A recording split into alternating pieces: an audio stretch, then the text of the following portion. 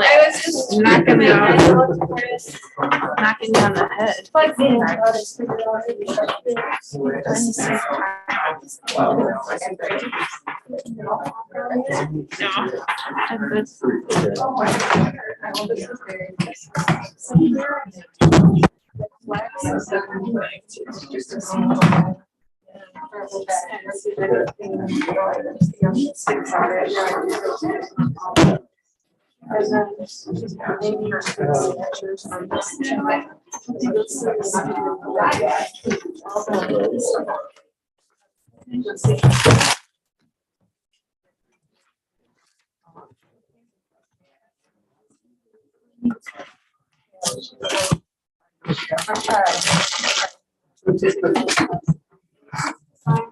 Can I get you want to get some for you? No, I'm fine, thank you.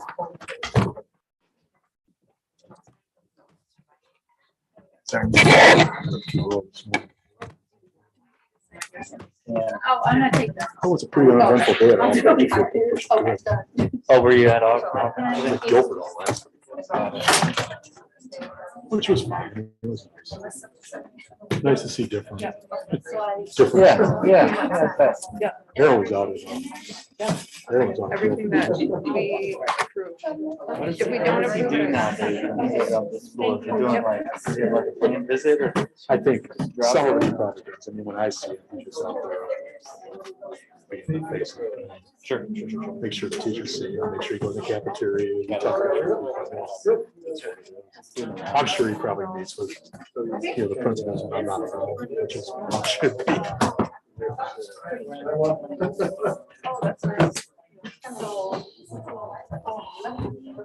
I did ask him what they were doing.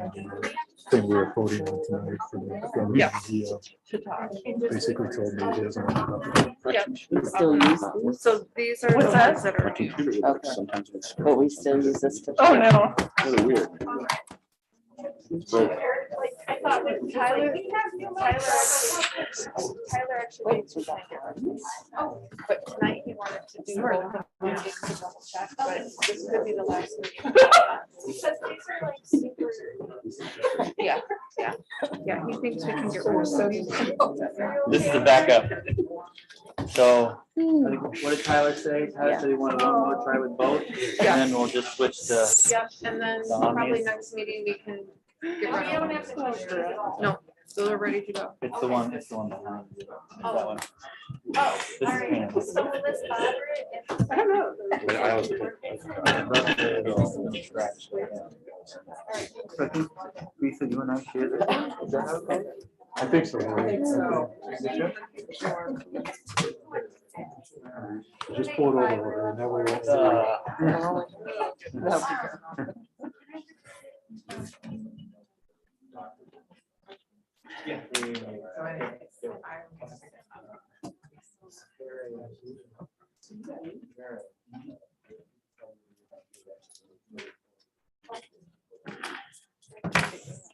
No problem.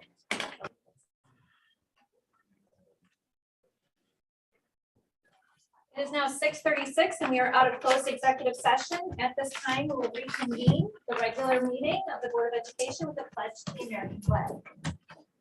I pledge allegiance to the flag of the United States of America and to the republic for which it stands, one nation, under God, indivisible, with liberty and justice for all. Roll call, please. Mr. Booker. Here. Mr. Herrera. Here. Mrs. Haut. Here. Ms. Mayville. Here. Mrs. Reed Nemec. Here. Mrs. Whitcomb. Here. Mr. Zickert. Here. Are there any items on the agenda any members of the board would like to amend or move? Hearing none, do I have a motion to approve the agenda of the regular meeting of the Board of Education on February 22nd, 2022 as presented. Motion to approve the agenda as presented. Second. Member Zickert made the motion and Member Whitcomb seconded the motion to approve the agenda of the regular meeting of the Board of Education on February 22nd, 2022 as presented. Any discussion? Roll call, please. Mr. Zickert, Yes. Mrs. Whitcomb. Aye. Mr. Herrera, Aye. Mr. Bucher. Aye. Mrs. Hauk. Aye. Ms. Mayville. Aye. Mrs. Reed Nemick. Aye.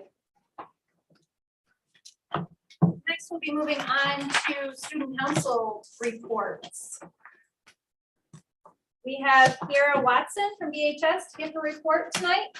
Did I pronounce your name correctly? Yeah. When you come up to the mic, if you would like to pull your mask down, if it's easier for you to project, and then also push the button on the mic in front of you to turn it on to green, please.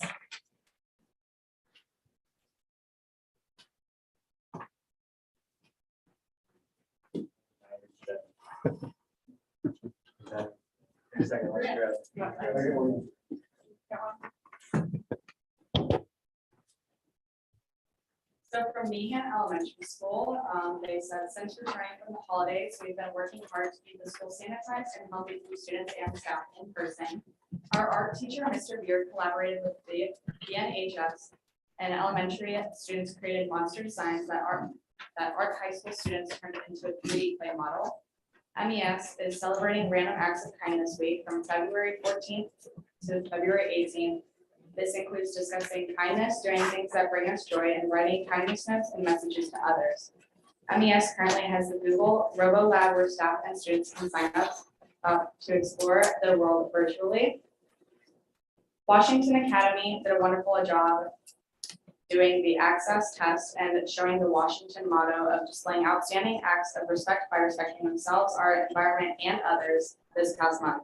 On our last early leave, our staff participated in fantastic and rich discussions with their subject-specific vertical alignment, PLCS. These teams discussed the learning path our students take from kindergarten through 5th grade in math, reading, science, and social studies, and we look forward to reading and discussing what next month will bring to our building. South Middle School had 186 students take the access test over 4 separate testing sessions, and students did a wonderful job. Shout out to the staff for their flexibility and coordination during the state assessment.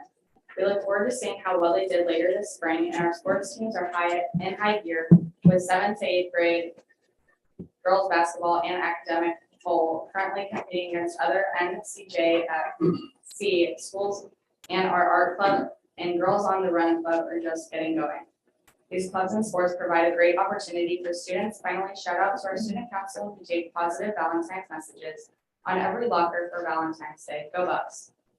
Belvedere High School celebrated Sophomore Appreciation Day on February 1st, and we held student focus groups on February 10th to discuss topics such as restroom procedures, good standing points, the student handbook, and reassessment practices of BHS. The theater department performed 1 stoplight last Wednesday through Saturday, and athletics boys JV swimming took 3rd at conference, and varsity took 2nd. 10 Belvedere wrestlers qualified for sectionals, with 4 advancing to the state tournament. The entire BHS community has been celebrating our nation's Black History Month with learning lessons across classrooms aligned to class learning standards. Thank you. Thank you, Ms. Watson.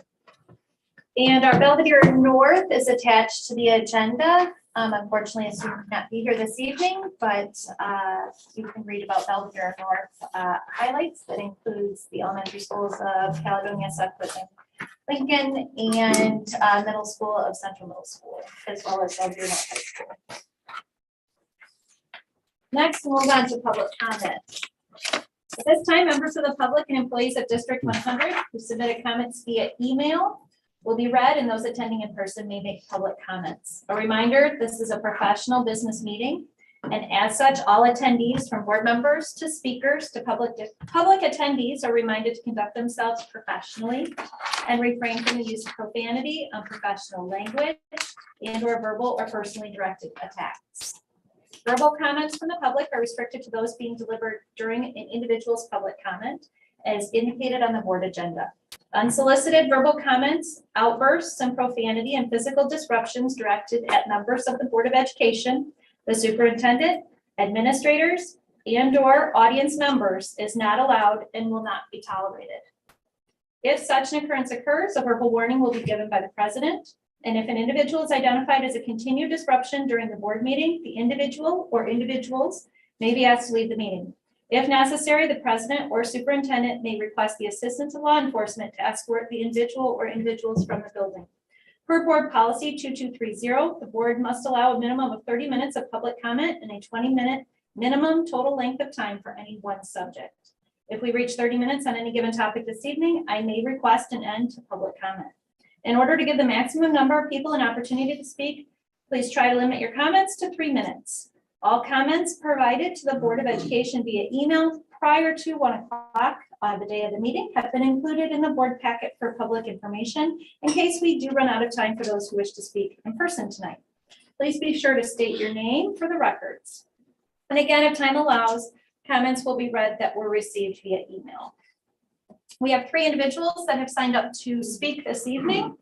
The first is Brooke Sanford. She will be speaking for or against masking. Good evening, ladies and gentlemen. On February 4th, 2022, Sangamon County Judge Chris Shaw ruled that the emergency mask mandate and guidance for the Governor IDPH are void. The mask mandate for school is illegal, and no authority exists under this law to mandate the masks in our school for our children and our staff without due process. Though many of us are not directly listed on this lawsuit, we understand that the judge's ruling all children and teachers are afforded due process of the law. As the judge stated, non-named plaintiffs, school districts throughout the state may govern themselves accordingly. We are informing the District 100 board members, administration, that we expect you to follow the law as declared by the judge. If you choose to continue to have the mask mandate, close contact quarantine, vaccination requirements, testing requirements for staff, you are knowingly breaking the law and exposing yourself to significant liability, as there is no legal basis to enforce these emergency rules. Thank you for your time. District 100 staff, Brittany Hughes, Holly Frey, Paula Ewert, myself, Kelly Balsman, Tammy Eck, Julie Nelson, Derek Boyda, Patty Martin, Sarah Wolf, Amy Zachary, Amanda Moore, Nikki Ernest, Jackie Bunker, and Stephanie Myers. Thank you for your time. Thank you, Ms. Sanford. Next, we have Misty Croyel speaking on grading and equivalent GPAs.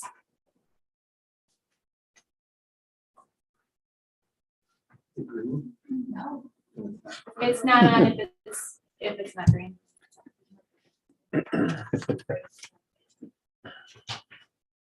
Talk about this subject ad nauseum, but I figure that you guys all deserve an update. So once again, thank you for all of your commitment and dedication to doing what's right for our kids. I know it takes a lot of time out of your schedules to do that. So I have talked ad nauseum about how this grade system has affected students, particularly my own. But I figured you guys deserve an update. I know that we are in the process of modifying or changing that based on feedback that Dr. Carson's getting and decisions that are being made on the board. However, those changes aren't going to take place until next year.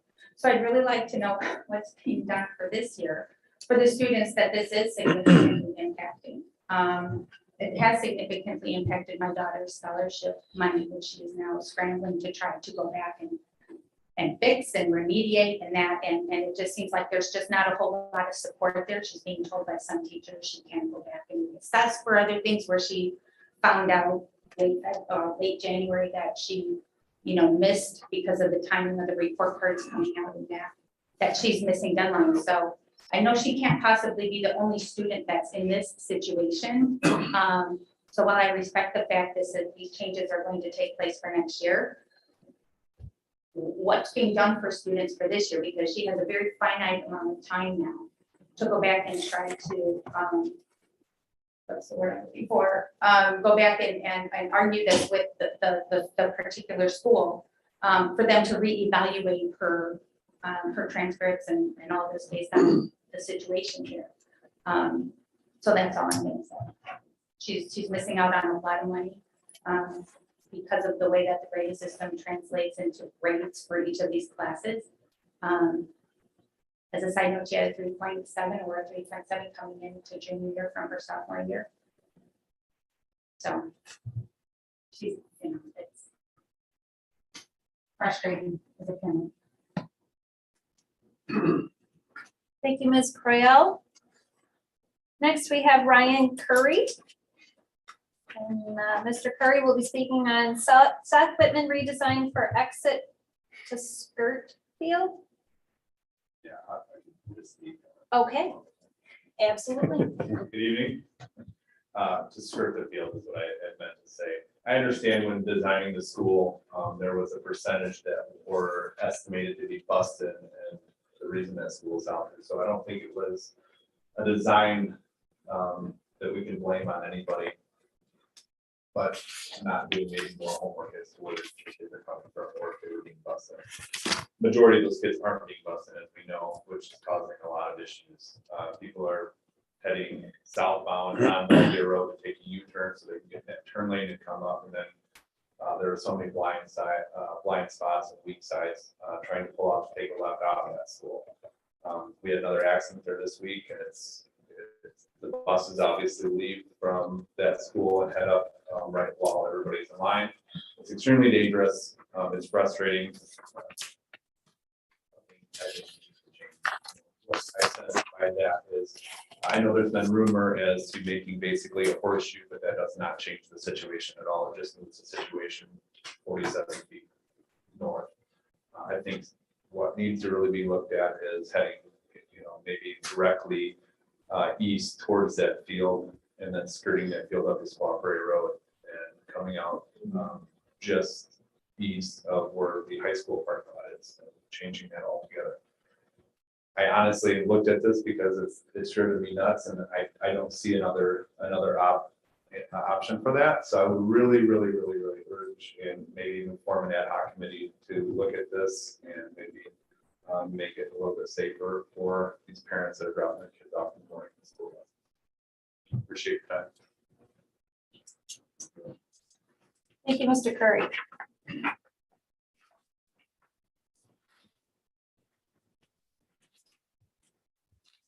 believe the email that we received that was requested to read, Ms. Sanford, you did provide, correct?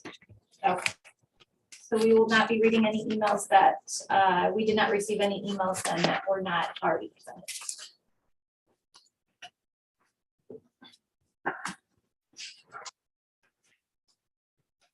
Next, we have our Board of Education committee reports.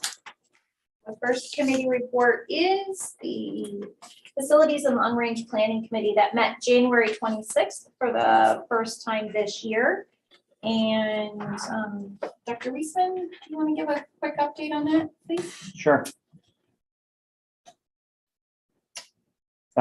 So this is the Facilities and Long Range Planning Committee has not met in a long time, but had their first meeting this last month. And we just talked to them. We did an overview of the enrollment projections report, which I think is important. We have new board members. If any of the board members, new or longstanding, haven't looked at that report in some years, we did review that. I'd encourage you to look at that. And then they asked a lot of questions, and I think that committee is going to try to meet monthly to look at possible discussions around future utilization. Later on in the agenda, we do have a discussion item around space utilization and learning philosophy. And we're going to ask the board for some input for that committee on how you see facility usage looking in the future from a learning perspective. And we meet again tomorrow. Do we meet again tomorrow? All right, so anybody who wants to come, good times. Mrs. Mayville, do you have anything to add? No, I don't. I don't have anything to add. Mrs. Mayville and I, as well as Mrs. Armstrong and Dr. Weisman all serve on that committee. That committee is populated by approximately 18 community members and staff members. And like Dr. Weisman said, we'll be meeting once a month to discuss learning within buildings and usage of buildings for the learning process. Next would be curriculum committee meetings. February 9th was their last one. Is that correct? Yeah, February 9th was the last one. Okay. Do you have anything you'd like to add or highlight within your notes? No, there's just the three areas that we talked about were annual curriculum needs, the gifted program and summer school programming. I think the curriculum part was just basically a very long discussion on some of them are the standards that we have matched the testing that we're giving to kids. That was a lot of what it was. Talked about some of the review or some of the subject areas we're going to review, like arts, fine arts, CTE and pre-K for this year. On the review cycle we do for subject areas.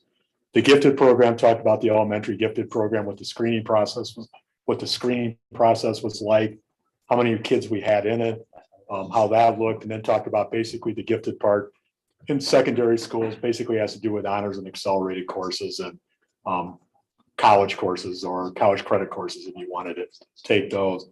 Summer school offerings were presented.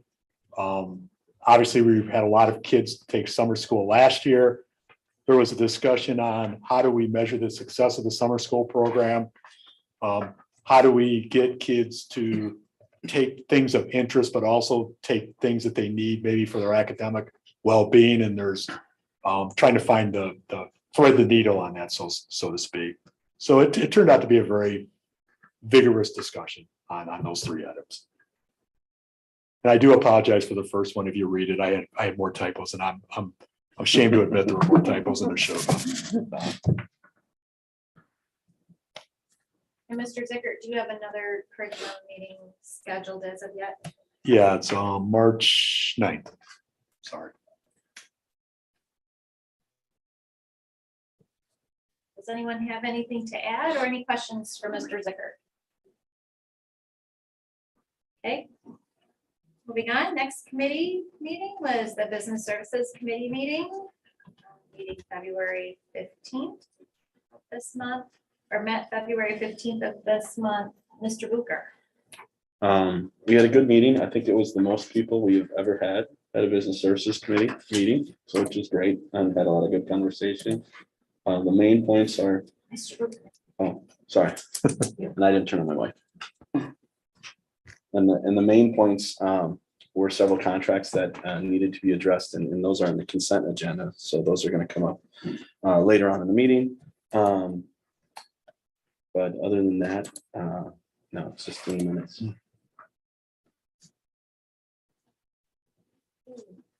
Any board members have anything else to add or any questions from Mr. Booker? He did mention we will be voting consent agenda on some items that they discuss. That discussion can come later, or if you have any questions now. Okay, moving on. Next is the Parent Teacher Advisory Committee meeting that also met February 15th. Dr. Carson, could you maybe give us a quick rundown on that? Oh, sorry.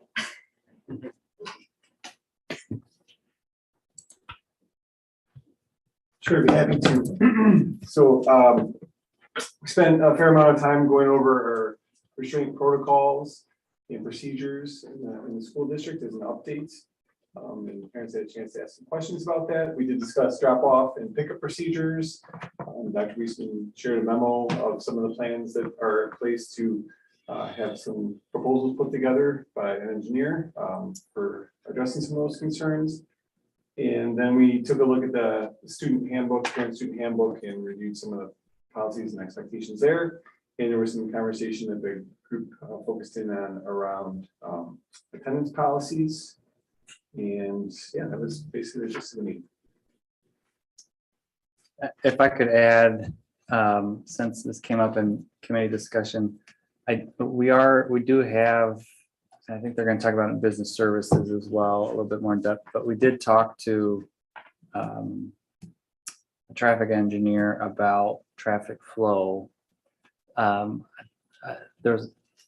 It's true that the traffic flow we are trying to address with what was discussed at the committee meeting, and might be discussed in business services as we get some optional bids, really are designed to pull cars off of the street and be in queue on property. They don't address necessarily traffic flow on just streets outside of the schools and any issues that might happen because of that. They are primarily designed to bring the queue inside on property as opposed to being out in the public roads. Does anyone have any further questions for Dr. Carson or Dr. Weisman? Okay. Next would be our consent agenda. Are there any items on the consent agenda any members of the board would like to take out for separate consideration?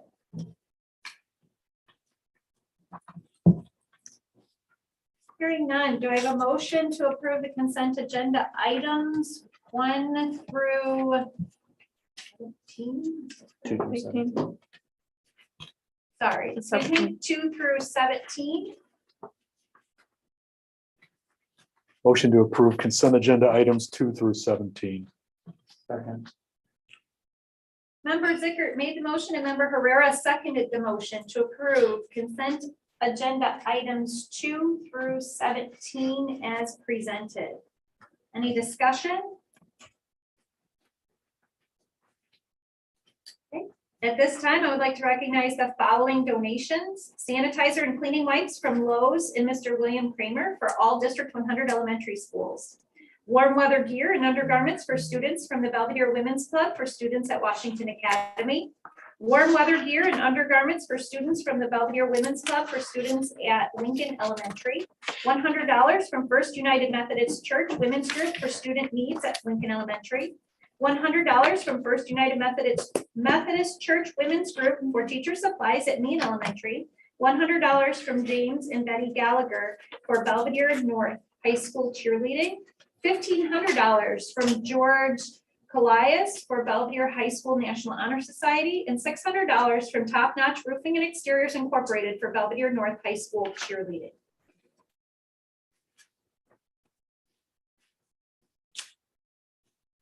Roll call, please. Mr. Zickert, Aye. Mr. Herrera, Aye. Mr. Bucher. Aye. Mrs. Whitcomb, Aye. Ms. Mayville. Aye. Mrs. Hauk. Aye. Mrs. Reed Nemick. Aye.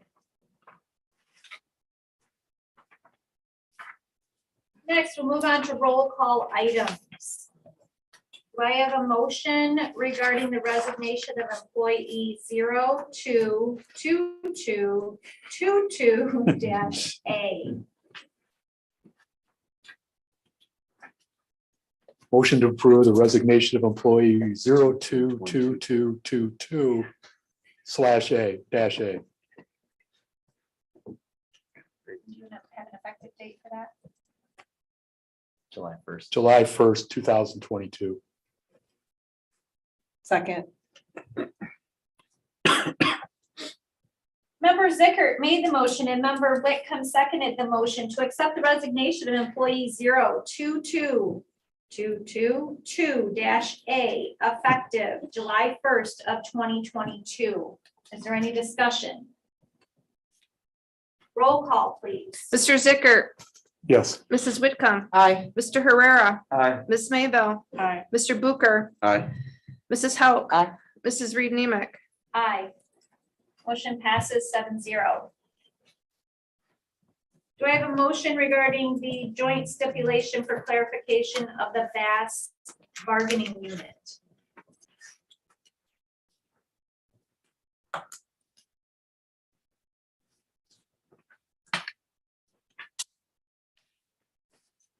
I make a motion to approve the joint stipulation for clarification of the BAS bargaining unit. Member Herrera made a motion and Member Hauk seconded the motion to approve the joint stipulation for clarification of the VAS bargaining unit as presented. Any discussion? Roll call, please. Mr. Herrera. Aye. Mrs. Hauk. Aye. Ms. Mayville. Aye. Mr. Zickert. Aye. Mr. Booker. Aye. Mrs. Whitcomb. Aye. Mrs. Reed Nemick. Aye. Motion passes 7-0. Do I have a motion regarding the termination of agreement between McConaughey Enterprises Incorporated and Belvedere Community Unit School District 100?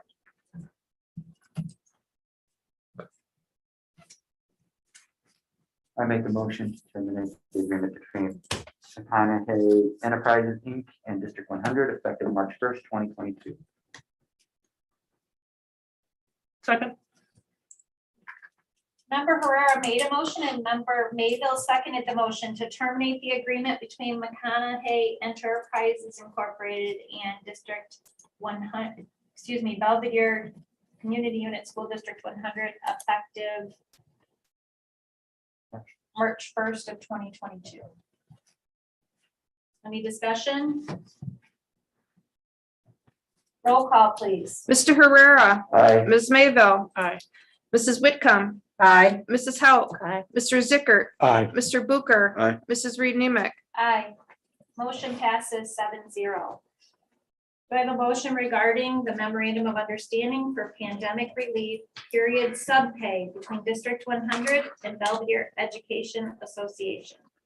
Motion to approve the memorandum of understanding for pandemic relief period subpay between District 100 and the Belvedere Education Association. Second. Mr. Zickert, do you have an effective date for that? It's February 23rd. February 23rd, 2022. Thank you. Member Zickert made a motion and member Hauk seconded the motion to approve the memorandum of understanding for pandemic relief period subpay from 50 cents a minute to 75 cents per minute effective February 23rd, 2022 as presented. Any discussion? Roll call, please. Mr. Zickert. Aye. Mrs. Hauk. Aye. Ms. Mayville. Aye. Mr. Herrera. Aye. Mrs. Whitcomb. Aye. Mr. Booker. Aye. Mrs. Reed Nemick. Aye. Motion passes 7-0. Do I have a motion regarding the return to school plan amendments?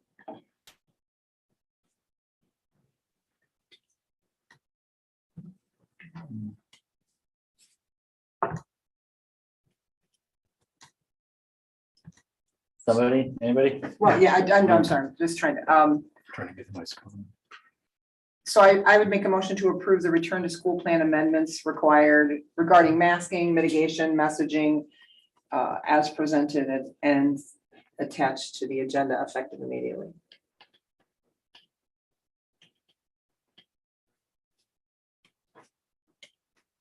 Second. Member Whitcomb made a motion and member Herrera seconded the motion to approve the return to school plan amendments regarding masking, mitigations and messaging as presented and attached to the agenda effective immediately. Any discussion? I'm gonna vote yes. I mean, I'm just gonna say, I just want to go on record as saying, I think it's important as we move forward with masks optional for it to be heartily endorsed and accepted for everyone, that whatever your choice is regarding whether or not you will wear a mask, it will be respected without any need for there to be conversation among students or staff. If you choose to wear a mask, right? If you want to wear a mask, wear a mask. If you don't wear a mask, then this permits that will now be acceptable and okay. It's disturbing to me to hear conversation that already in some of the relaxation of the enforcement of the process, that there's been some, real negativity on both sides of that. Isn't this where we wanted to get? This is what everybody said they wanted. They would be fine if everyone could make their own decision. And so let's respect the decisions that are made by people. There's zero reason to put down people who choose no longer to wear a mask, and there's no reason to have any conversation negatively for people who choose to wear a mask. And I don't think that whether you're a staff member or whether or not you're another employee or a student in the district, that you should be made to feel that you don't have the ability now to make that decision without fear of there being some level of conversation that's gonna make you feel uncomfortable. Like, this is where everybody said we wanted to get to, so let's just embrace it gladly without all of the negativity that could be associated with it. Yeah, I had just two really quick things. One, just as a procedural matter, I'm gonna vote for it. But as a procedural matter, as we move forward, only so there's not any confusion, preferably, I would like to have done it the day after tomorrow, only because I like to notify parents before we do stuff. So both sides know and there's no confusion. But at the end of the day, I know it's not gonna make much difference, so it's not, I'm gonna vote for it anyway. Secondly, only basically partly because I got an email from an educator in the district that I said I would ask this question. I told this person I would, so I will, is that the plan as presented now, the back to school plan amendments, those have been vetted by our legal sources that we're following the law, doing what we're doing by doing that. That was the question I said I would ask. So we have not sent the specific plan to district attorney to review. What we've done is taken the recommendations of the attorney, the insurance and the board attorney, and tried to implement the recommendations in here with the plan. So if there's any concerns about any parts of the plan, we're happy to talk about that, or you can make those adjustments right now if you need to. I think two specific spots in the plan that were never addressed specifically, but might need to be addressed, maybe even just informally as part of this conversation, is weekly staff testing was never part of the plan. My assumption is if we pull back on the requirements concerning masking or close contact quarantines, that we're also going to at the same time assume that we're pulling back on the required weekly testing for staff.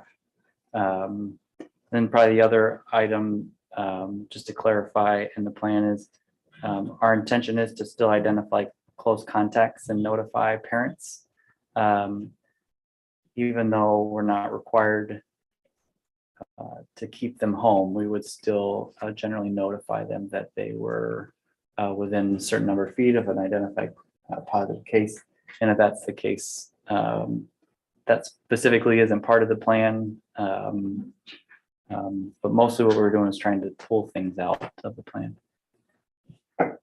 So can I ask a question about, would everyone else be more comfortable, as Matt said, if we had are you saying tomorrow then? So we had time to send it, is everyone comfortable with it being effective immediately? I made the motion. I don't want this to drag on. I mean, right, I think we're effectively, we have an optional masking situation right now. But if we're fine with it, I'll leave it exactly as it is. I just don't want that to be a stumbling block to getting to, the vote. If we're fine with it the way it is, I'll just leave it. But if it's going to be a barrier to getting it done. No, we're fine.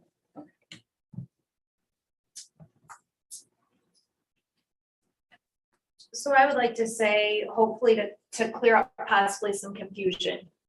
Dr. Weisman and Dr. Weisman, it's okay if I share a conversation? Sure, yeah. Dr. Weisman and I had a conversation on the 6th, on Sunday, the evening of the 6th. And Dr. Weisman had done a lot of his homework in regards to other districts and what other districts were doing. And he had said, I would like to make masking optional. So I would like everybody to know that Dr. Weisman is very much in support of making masks optional.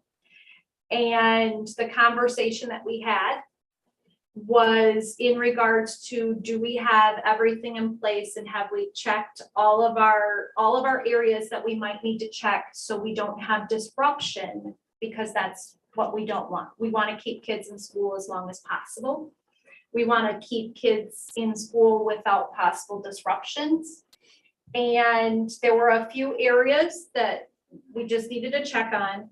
And so after our conversation, that's where we didn't make any change immediately to the plan. But Dr. Weisman had communicated with parents and staff following that.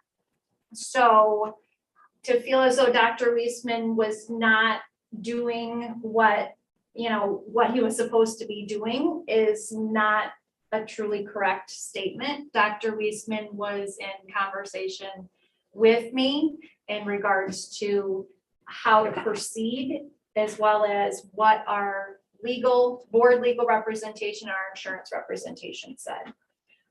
So he's taken a lot of heat, and I'd like to say that he probably wasn't, necessary, and he handled it very well.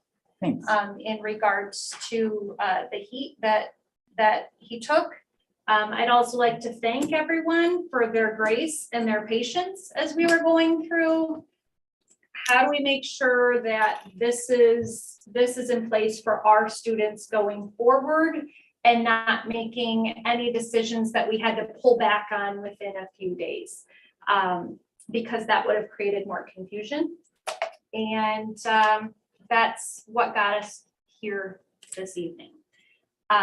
So I'll be voting mask optional tonight as well. And I would echo what Mrs. Whitcomb says, as well as we heard Ms. Watson from BHS tonight. A lot of schools have been practicing kindness, and what a time to practice kindness in regards to people making choices that are the choices that are the best for them, but also honoring the choices that everyone else is making, no matter what that choice is. I think it's a great opportunity to speak with your children. Just like you probably wouldn't point out that somebody had, I don't like that red shirt that you have on. A mask is like wearing a piece of clothing. So, just to continue with that grace and continue with that kindness is something that I would ask, hopefully everyone would pass along. And are we saying that testing is effectively the unvaccinated test? Is that part of this as well? I'm just making sure I understand. Yeah, my understanding is that the testing has the impact on the testing is the same as the impact on the other options. We never formally approved a testing program because it was just a state mandate. So it's not part of this plan, but that's, unless you tell me otherwise, I would interpret it as following the same pattern. Yeah. And I would be fine with that. Yeah. Thanks. I appreciate Ms. Reed-Nemick's comments, and I would echo her comments with respect to how Dr. Reisman handled himself during this time, and Ms. Reed-Nemick as well. They made some tough decisions under sort of time constraints and a lot of uncertainty, and I appreciate both of their work on this. I also would like it noted that the plan that's currently in place is our legal counsel told us that the current plan that is in place is still legal under the current Sangamon County District Court judge's decision. The plan that's been proposed is also legal under that Sangamon County District Court judge's decision. We have been in constant contact with our school board attorney, the attorney that's represented us in the lawsuit. We have gotten lots of emails from lots of armchair attorneys telling us what that decision meant. And I'm very glad that the board has continually relied on our actual attorney's legal advice. So I'll be voting yes to go mask optional tonight. If situation changes and we see more flare-ups, I could easily be convinced to reinstate masking as part of mitigation strategy. I'm fully confident that that's allowed for everyone who is not a party to the lawsuit under current Illinois law. But as things stand right now, I'll be voting yes on this.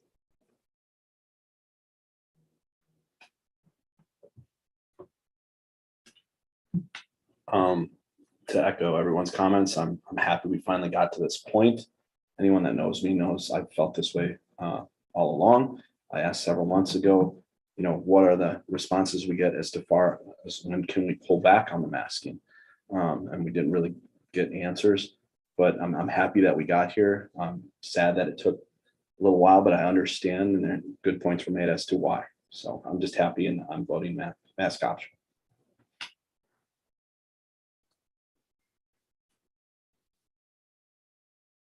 Anyone have anything else to add? Okay, roll call, please. Mrs. Whitcomb, Aye. Mr. Herrera, Aye. Mr. Zickert, Aye. Ms. Mayville, Aye. Mr. Booker. Aye. Mrs. Hauk. Aye. Mrs. Reed Nemick. Aye. Motion passes 7-0. Do I have a motion? Do I have a motion to approve Joanne Armstrong as school treasurer upon her meeting all bonding requirements as set forth in the Illinois School Code? I motion to approve Joanne Armstrong as school treasurer upon her meeting all binding requirements as set forth in the Illinois School Code. Second. Member Herrera made the motion and member Booker seconded the motion to approve Joanne Armstrong as school treasurer upon her meeting all bonding requirements as set forth in the Illinois School Code. Any discussion? I would just say that this is, we have to have a treasurer as our board, and Dr. Brown had served as our previous treasurer, so this is a transition to Mrs. Armstrong, who is now acting as our CFO. Roll call, please. Mr. Herrera, Aye. Mr. Booker, Aye. Mrs. Hauk. Aye. Ms. Mayville, Aye. Mr. Zickert, Aye. Mrs. Whitcomb, Aye. Mrs. Reed Nemick. Aye. Motion passes 7-0. Moving on to board discussion, grading and promotion next steps. This is something that has been part of our agenda for the last 4 months or so. And I would turn it over to Dr. Johnson and Dr. Carson for any additional items that they'd like to add. I just wanted to thank all the parents that filled out the feedback forms. But for elementary specifically, there was a 2-week window, end of January till the beginning parts of February. Survey was provided in English and Spanish, and we had over 500 parents, which was a really good response rate for us. So we were pleased with the number that came through. What's linked in here is the full survey, and then also just the open answer breakdown. Because we had 2 open answer questions for the elementary one, and we just wanted to make sure we represented the main themes that came out of that. And then based off of that information, we were able to make improvements to the grading proposal and the action plan for elementary. So like Dr. Johnson, I'd like to echo appreciation for the parents and staff who responded to the surveys that are attached to your agenda for tonight. Had a really good participation rates, both amongst parents and amongst staff. Very similar, just as a breakdown of each and every question that was provided and the responses that were given. And at the end, there's an analysis of the open-ended responses that were provided as well. I think generally, just as a broad brush statement, the feedback that parents and staff provided really mirrored a lot of the conversation that you, the board, had with us in terms of the concerns that they have about there being a lot of confusion about the current grading system, and concerns with Empower and its reliability were probably 2 of the top themes in both of those sets of feedback. I did have a chance last week to meet with a small group of parents, teachers, and students, and have another chance again tomorrow evening to do the same. And then we'll be working to put together the plan that we'll submit for the March board meeting. So both of us are happy to answer any questions that you might have. I don't have any questions, but I do appreciate that the work that was done, both to do the surveys and solicit input and opinion from stakeholders, as well as its presentation tonight. And we'll look forward to next month, being ready to get proposals and vote. I also think too, that just as a logistical part, that I know the grading and the grading proposals is going to come forth in March, and we'll be voting on, and hopefully we'll see it ahead of time to be able to comment on it. So we have a smooth sailing, so to speak, in March. But I think one of the other things we need to have included in that too is what direction we're going to do with Empower and campus. For sure. Because I think that's part and parcel for a lot of people on how they look at one of them, especially in the set, well, only, they don't have it in the elementary, in secondary for Empower at least. So I think that needs something, how we're going to address that, so teachers don't put a lot of time and effort into something that may not exist after that, or maybe want to because it will, but I think they need to know pretty promptly one way or the other.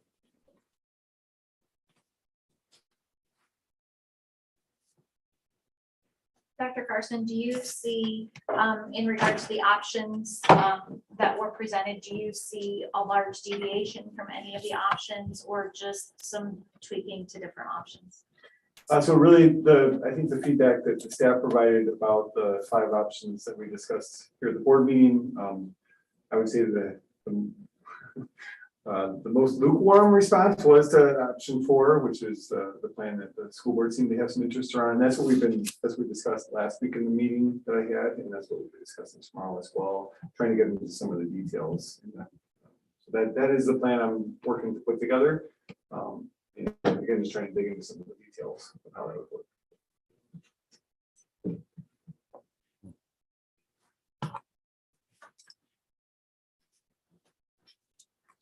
Okay, moving on, facilities and long-range planning committee. They are looking for direction from the school board in regards to space utilization and learning. They had asked what our philosophy as a board would be in regards to that. And we're asking for some direction in regards to different space studies, different learning studies that the board might be looking at in regards to their philosophy moving forward. It's a very large area. And also would typically be found in possibly an update to strategic planning. So does anyone have anything that could be taken back to, any ideas in regards to what could be taken back? I suppose part of it is was on the long range planning for space and utilization and learning, is it talking about some schools being more crowded than others or not being utilized enough? Or I guess I'm misunderstanding what information is needed and asking that to get feedback from. I don't know what I think it was sort of a prioritization from the board. So is it, and Allison, please chime in on this if I'm getting it wrong, but I think it was sort of a, does the board want to prioritize, keeping students where they are sort of regardless of the building utilization? Or does the board want to prioritize building utilization, strike a balance in between, kind of how the board was feeling with respect to those sorts of issues? Obviously, there's a financial cost to all of this, and I think they're kind of seeking guidance on how the board felt about that sort of thing. Currently, most of our schools are operating anywhere between, the lowest one, It's like 50%, yeah. like mid-50s, all the way up to about 80%. Yeah, 80-85. And so there was discussion at the committee level in regards to what does that mean? Does that mean that's how many pupils can be in the building at one time, students at one time? And then how would that shift with the need for specialized spaces for physical therapy, occupational therapy, speech therapy, interventionists, as well as changes to our learning environment in regards to flexible seating? Does flexible seating change the number of students that you can have within a classroom versus in traditional desks? So looking at both that area, but then also the area of, does the board want to prioritize putting the most students into buildings as possible and utilizing the buildings that we have? And possibly looking at financial savings in I'm just gonna put that out there, not having as many schools as we have now? Or is the board's prioritization more looking at how to better utilize the buildings and keep students where they are and not change boundaries, not look at, not look at reducing the number of schools that we have? I guess really quick for me is personally the second, at least in the high schools. High schools have plenty of capacity in both high schools. They're not even close.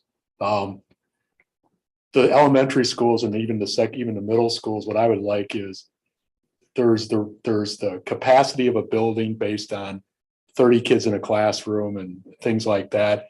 But I think what would be beneficial for us is to look at what's the reality capacity of our buildings, knowing that we have special needs rooms that aren't going to have 30 kids in there and things like that. So I think there's one thing to look at what the building's actual by fire code, by if we put 30 kids in a classroom capacity is, and then look at what's the realistic capacity of each classroom, knowing we're not going to put kids in classrooms like that.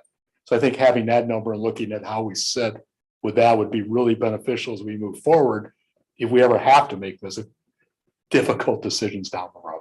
And I do think the demographer study did sort of have a, 100, they consider 90% capacity as a full school building, I think, or right in there. They sort of account for the fact that you're not going to have the maximum number of kids in every class. So I think, and I'd have to look at it again, I think at the time they did their study, Central was our, most filled full building, and it was at 92% or something, and that was a little bit above optimal for a building. So I think we'd have to look at it with respect to our numbers. I think we probably have fewer kids at all buildings now. Right now Seth has the highest density in there, but they're at 80%. And then Caledonia is at the lowest capacity utilization. It's around 50%. Yeah. So I think there's significant capacity at the schools. And the other thing that it's not really it's not a space thing per se, but over the years, the zoning of kids can get skewed for one reason or another. We have kids going to schools that are not necessarily their neighborhood schools, and there are some good reasons for that. But if we do start talking about facilities and building, and you're gonna end up moving kids around anyway, it would be a way to clean up some of the weird zoning that we have. But I think the committee was looking for some feeling from the board. Hey, are we comfortable with the fairly significant underutilization in a lot of our buildings? Or is it worth starting to look at how we could tighten some of that up? Like they're just kind of looking for some guidance from the board on that. Yeah, and just to clarify, Ms. Mayville was right that capacity 4 years ago is a little bit different than it is today. So what I shared was today's capacity. Something that I think we're going to end up talking about tomorrow is to help with some of what you're talking about, Mr. Zickert. Sometimes school districts will hire a third party to do a capacity assessment, which is a little bit different than a demography study.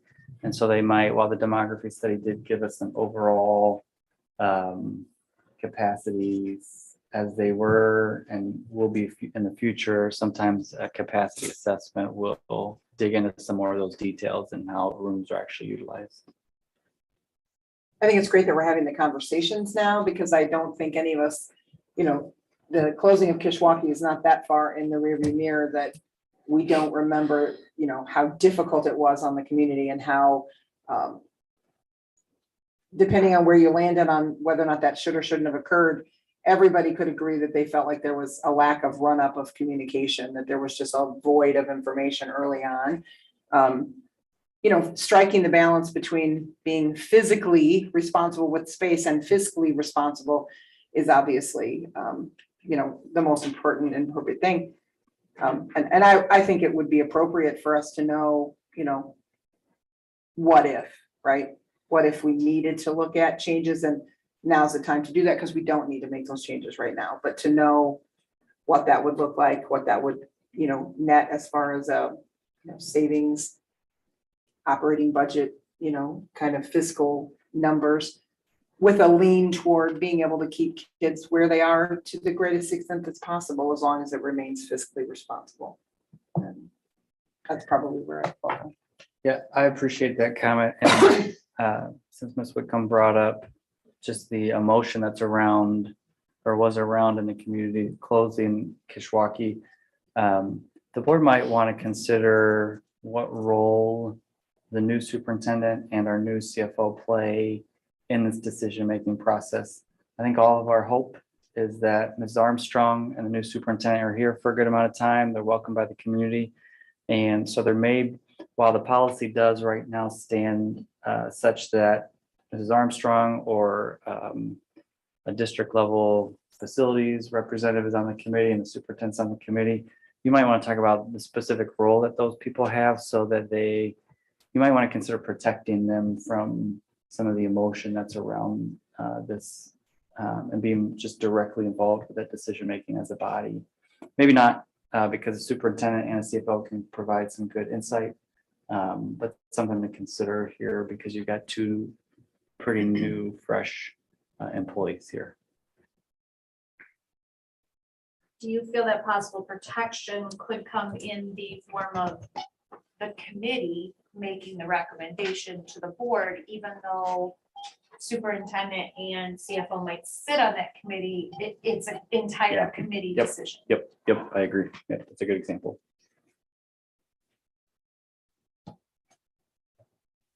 So in regards to facilities long-range planning meeting tomorrow evening is possibly a discussion regarding like a reality type capacity, which Dr. Wiesman had indicated a third party possibility in that respect. And then also the board's looking at trying to keep students where they are, but still maintain a fiscal responsibility at the same time, which is a very difficult process. I would also say, I know that we have lost many of our students and families due to the changes that were made at Chrysler. But I also know we do have a lot of families within our district. So I would also like maybe if they could, to somehow find out how do we entice people within our district back to our district. We might be able to utilize our buildings more if we look at how do we increase or how do we invite individuals that have left back into our district.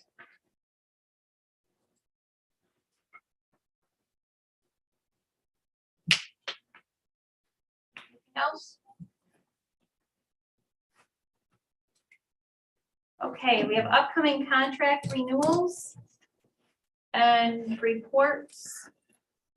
Dr. Wiesman, you have a list of contracts that are on here. Do you want to just do a quick? Sure. So as we get, we start right now, usually the planning process for the upcoming year. So the list here, the bullet point list is kind of just a first glimpse at the types of renewals that will probably be coming to the board moving forward. That usually we're starting to look at right now for next year that are over $25,000. That's what most of those are, is support for next year. And are any of these within our ESSER grant funding or could be within our ESSER grant funding? Some of them are. The Care Solace, for example, is part of ESSER funding. Savvis, that last bullet. Thank you, Dr. Johnson. When do we think we'll have numbers on utilization for Care Solace? Because I just started, right? So it's pretty early, I know, but. Yep, so it launched about mid-February, and so I have a meeting with them in March just to kind of take a look at the numbers. So I would guess April. And remind me again with them. What that, no, I'm sorry, I'm thinking of Tutor Me. I apologize. I was thinking of Tutor Me. Do we, when do we think, because that's the hours bank we bought, right? Tutor Me is an hour We bank. bought the bank of hours. Yep. Sorry, I got it mixed up. Do we have any numbers or feedback from them yet, or? Yeah, there is a report here later on under ESSER Oh, report. The, Okay, we'll talk about it then. Oh, okay. I didn't have a chance to look at it. That's okay.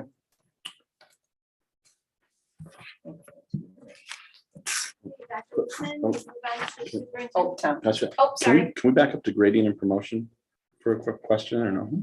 Mhm. I just want to make sure I understand correctly. Dave, you said that, because I can't be at, you have a meeting tomorrow again, and I can't be there, but did you say that people were leaning towards option number 4? Is that the way you read the feedback? Right, yeah. If you look at the data, the most favorable responses were on option 4. Okay. 5 options that were presented. Because the feedback I got and the way I looked at it, I thought that they were kind of leaning towards option 5. So and you said you want direct feedback. I think we would be remiss not to look at 4 and 5 and focus on both of those. Thanks.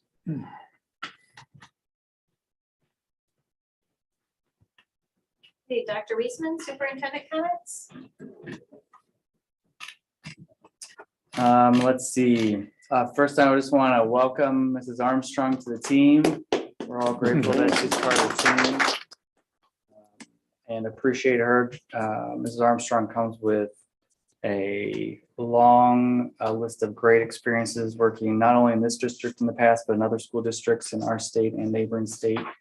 And has already, I think, done a great job at becoming part of the team, is learning a lot. It's a crazy time during all of the pandemic stuff to join a school district. But I appreciate her being willing to jump on board and hope that the board sees all the and appreciates all the great work that I've already started to recognize.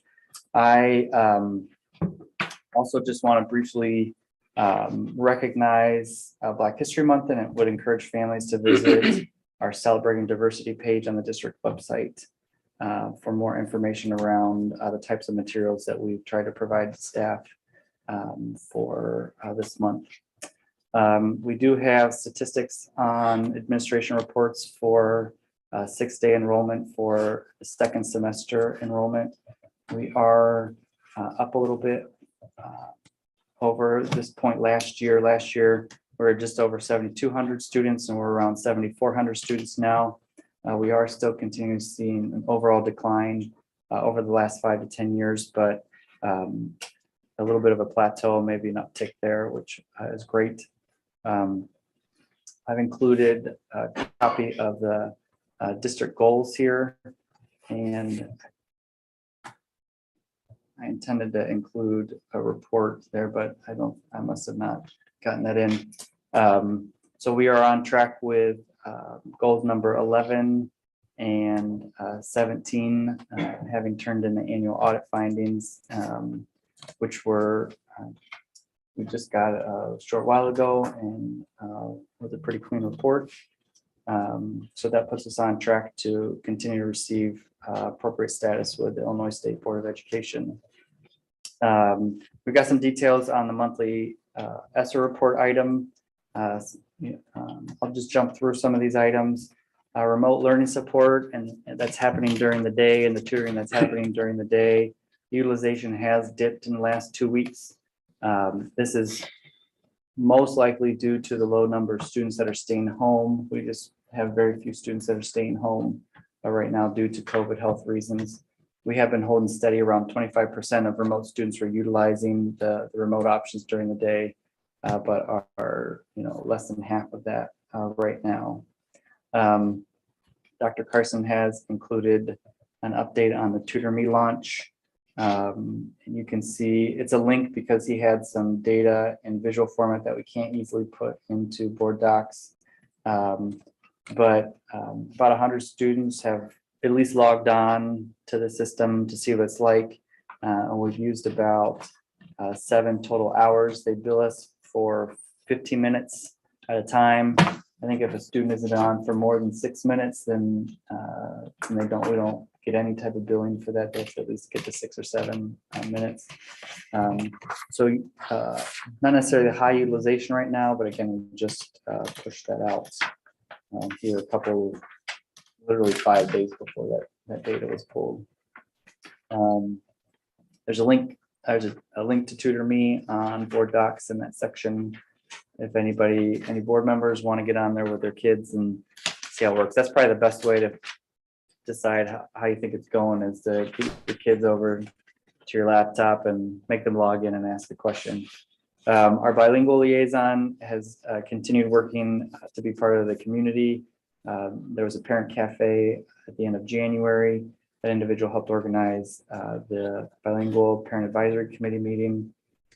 There's an upcoming college and career event, the February 11th. The individual's working with the Illinois Department of, let's see, I forget what IDHS is. Is that Health Services? Health and Human Services, there you go. For some career exploration options. And then they've been meeting with local businesses.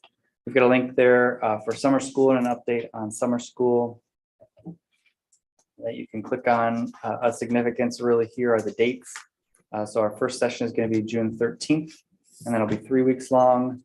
There's a morning session for the elementary and middle school programs, and then an afternoon session for the high school programs. The extended school year programs are happening in the morning for all grade levels. And then there's a second session that's in July. That's just a morning session for the extended school year options. Those are going to be at Washington South and Belvedere North High School. Is that accurate, Dr. Johnson? And then after school tutoring, we've got just some data points on how many staff are involved with that and how many students are utilizing the service. Any questions on any of the ESSER programming updates?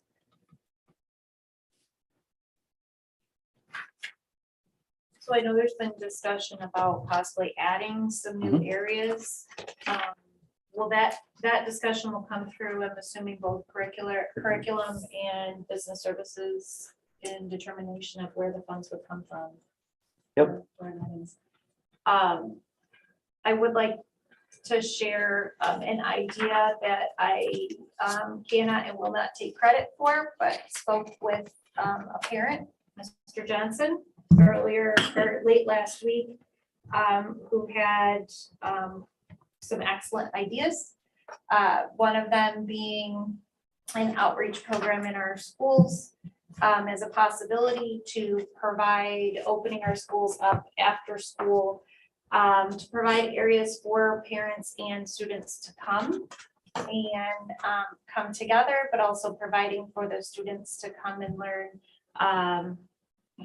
a cooking class, doing a cooking class, doing a budgeting class for parents, doing basketball, opening up and maybe reaching some of our students and their families in after school type programming in the different schools. I know that we're having difficulty finding teachers and interventionists to hire, so maybe that would be a little bit of a switch to see if we could reach out to members of our community, members in the bank that, might be able to come in and teach about budgeting, members, from the high school that might be willing to come in and do, basketball, soccer, and athletic camps. Those types of areas that we have our buildings are, we have the available space, is just possibly looking for other areas since we can't hire.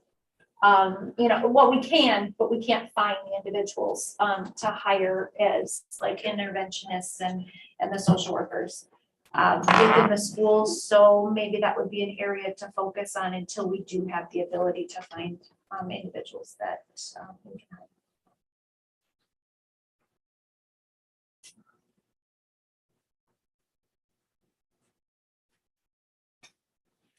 Yeah, we do need continued conversation from the board on direction with ESSER funding. So we are planning on having that discussion initially in curriculum, upcoming curriculum committee meetings, hopefully. I know Dr. Johnson has been investigating a few different options that the board could consider. I don't know, Dr. Johnson, if you want to jump in here with. Sure, yep. I know we had talked a little bit about a couple strategies we will re-engage with, which is interventionists and counselors, trying to see if we can't post those again for the upcoming year, hopefully to increase the quantity there. But some other school districts have talked about air quality improvements or bringing someone in to take a look at that. We have utilized a health coordinator through the different ESSER grants. And so if we wanted to continue that, that might be an area where we choose to put more funding. I know that's been a really strong support for our schools this year. We have talked about how through the access to education, there have been areas where we can upgrade some of the technology in some of our CTE classes.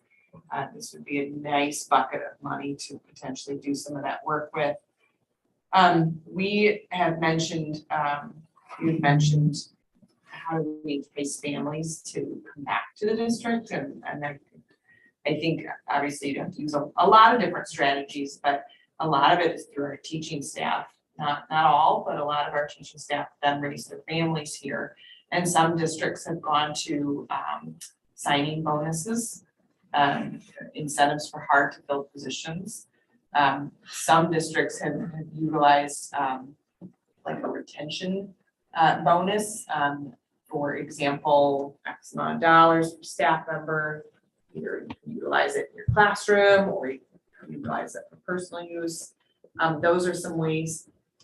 Reimbursing staff to go back and get certification in the hard to fill positions, specifically, for example, EL and special education certification, reimbursing some of that coursework that our staff would do. So there are some efforts that we could put into specifically for our staff to not only entice, but also retain the ones that are here, as many of them are also raising families here. You had mentioned the outreach piece. I have seen districts do like an outreach coordinator position that could look at utilization of our buildings in the after school hours with a lot of our business partners, the Discovery Center, Park District, some of those other areas we have used in the short term in the summer. We could use more often throughout the year with also building into that grant someone to kind of coordinate some of that work, which could open up more position again for more employment. So there's a lot of really good opportunities. I think the curriculum committee as well as business services, depending on which strategy you're looking for, are two good committees to have this conversation with soon.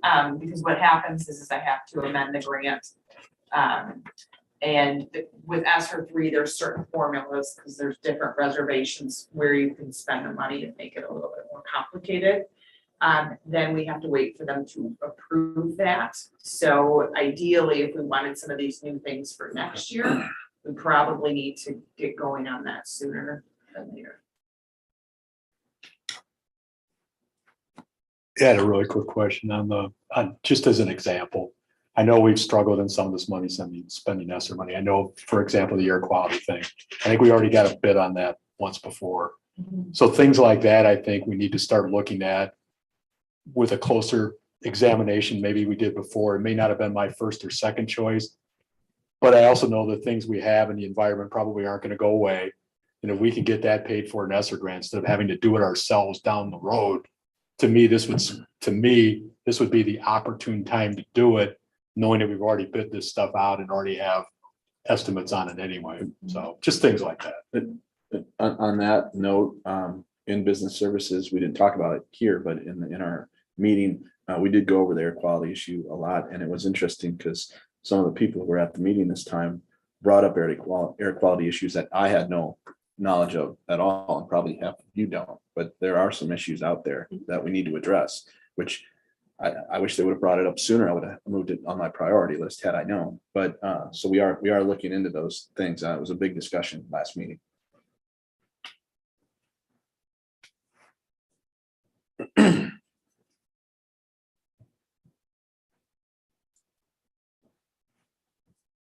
Anything else, Dr. Weisman? Nothing else on the S reports. We've included department highlights and school activity reports as well on there. Coming up, we've got a list of potential agenda items.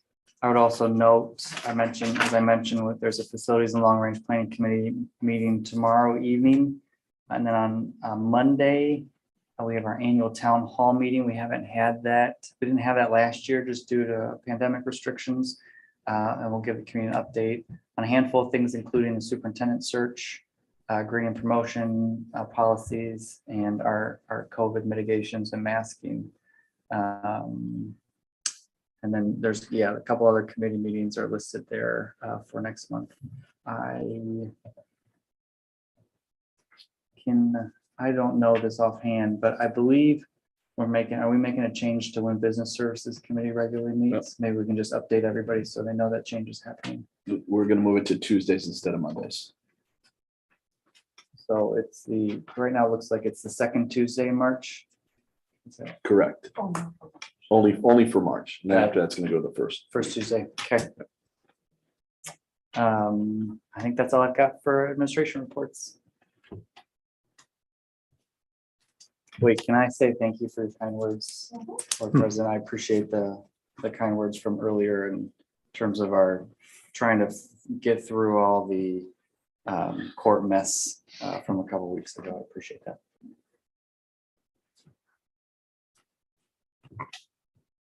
Okay, I'd also like to add as well on upcoming or look ahead upcoming district events. We do have the town hall meeting, and one of the items listed is a quick update on the superintendent search. And I'd just like to thank everyone for participating either in the Zoom calls that were available. There were 8 different Zoom sessions that were held by our search firm, BWP. And those Zoom calls included staff, that included 2 community phone calls, it included the superintendent's cabinet on one of the phone calls, 2 staff actually, I believe, correct? I believe there were 2 staff Zooms. And then also included students at the high school level as well in the Zoom calls. They said that they had about 75 participants over the 8 sessions. And there also still is a community parent survey that is available on our website. That is available by going to the superintendent search page, and that is available right on the front of the website. And that survey closes at midnight tonight. So if anyone has not done that survey yet, I would encourage you all to take a look. It takes less than 5 minutes to do, but it will help the search firm of BWP come up with an overall community and parents and I don't know the right word, I guess, that I'm looking for, but profile for the superintendent that would meet the needs of District 100 going forward. That's all I have for that. Does anyone else have any other questions or any other things?